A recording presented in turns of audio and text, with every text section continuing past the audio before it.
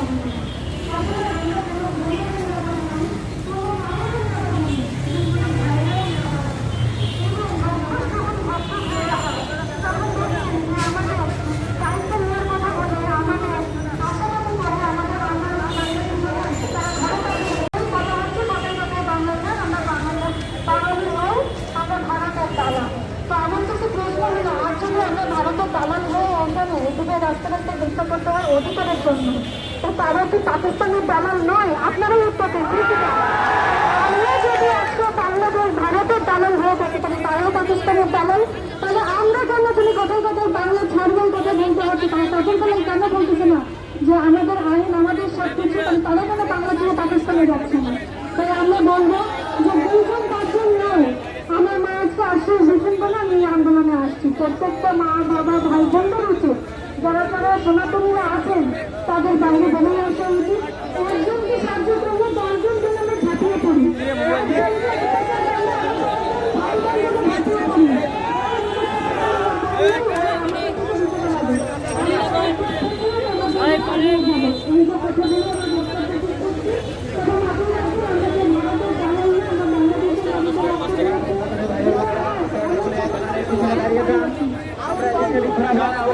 আমরা ব্যানারের পিছনে দাঁড়িয়ে যাই এবং পরবর্তীতে আমরা মূল কেন্দ্রে অবস্থান করবো। সনাতনী ভাই বোনেরা আমরা ব্যানারের পিছনে দাঁড়িয়ে যাই, আমরা সকলে ব্যানারের পিছনে চলে যাই। আমরা কেউ আন্দোলন করতে হবে, আপনারা সবাই ব্যানারের পিছনে দাঁড়িয়ে যান। আমরা সামনে থাকলে মিডিয়াগুলো আমাদের ই করতে শুরু যাচ্ছে না, দয়া করে আপনার পিছনে চলে যান। আপনারা সকলে ব্যানারের পিছনে চলে যান, সবাই ব্যানারের পিছনে চলে যান, সকলে এই পিছনে চলে যান ব্যানারের পিছনে। আপনারা সকলে সারিবদ্ধ দাঁড়িয়ে যান, কেউ ব্যানারের পিছনে যান, কিন্তু আমাদের মিডিয়াগুলো আপনাদের কারণে সুস্থভাবে দেখাতে পারছে না। সকলে লাইনের মাধ্যমে দাঁড়ান। আমার ভাইয়েরা তোমরা সামনে কেউ দাঁড়িয়েও না প্লিজ, তোমাদের ভাই বোনেরা। ছবি অনেক তুলবা, অনেক দেখতে পারবা, কিন্তু 8 দফা বাস্তবায়ন না হলে আমরা কিন্তু কোথায় যাবো তা বুঝতে পারতেছি।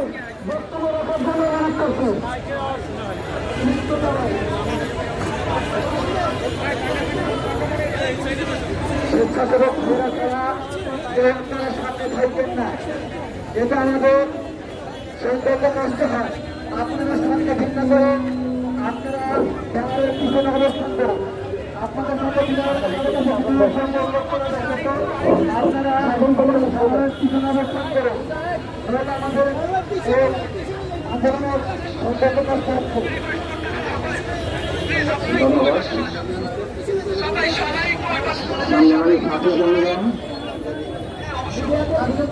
উপস্থিত আমার প্রিয় সাংবাদিক বন্ধুগণ,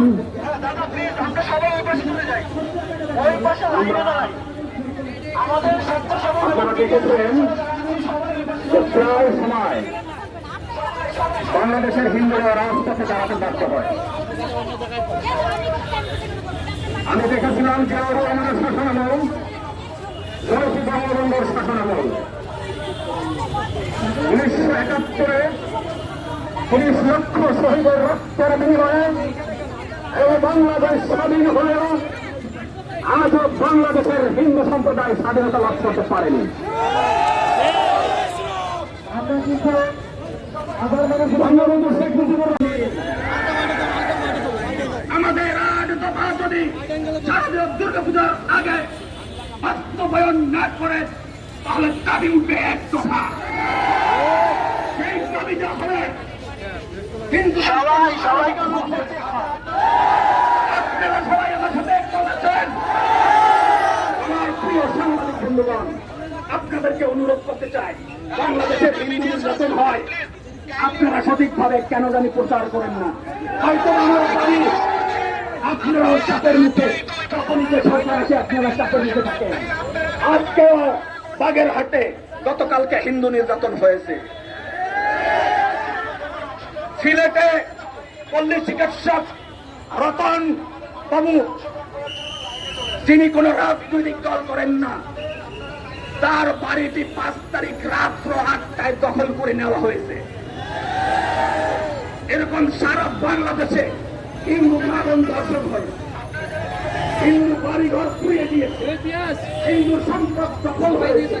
তারপরও বাংলাদেশের মিডিয়া প্রচার করেন যে হিন্দু বাড়ি মঠ মন্দির পাহারা দিতে কারা,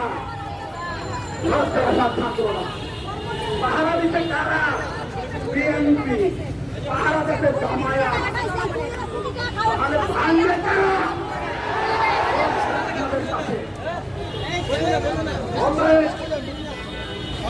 তাদের জন্য আপনারা পাহারা দিচ্ছেন, কারা ভাঙছে তাদেরকে কেন ধরছেন না?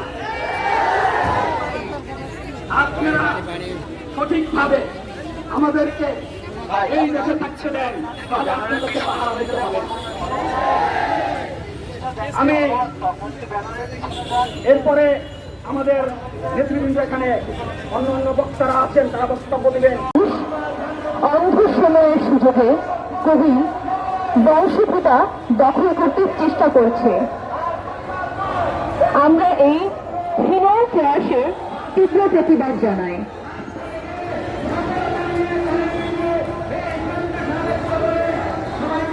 আজকে আমাদের এই প্রতিবাদে আমরা তাই হাতিয়ার হিসেবে বেছে নিয়েছি কবি সুনীল গঙ্গোপাধ্যায়ের কিছু কবিতা।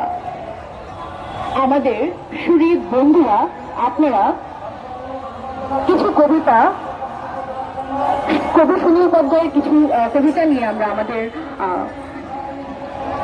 আমাদের সুরীর বন্ধুরা বিভিন্ন কবিতা পাঠ করে এই প্রতিবাদী অনুষ্ঠানে আমাদের সাথে সংহতি জানাবেন। জাতিসংঘের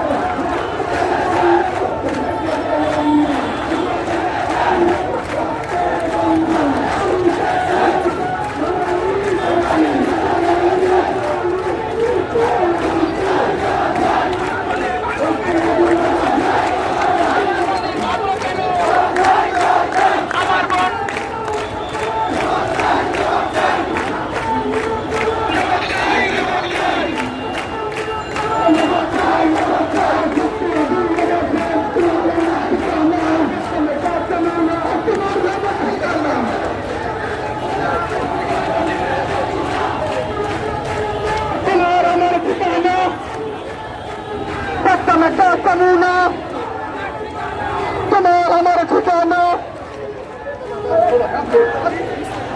লেগেছে না লেগেছে রক্ত আগুন লেগেছে লেগেছে লেগেছে রক্ত আগুন লেগেছে এই দেশটিতে আমাদের নয়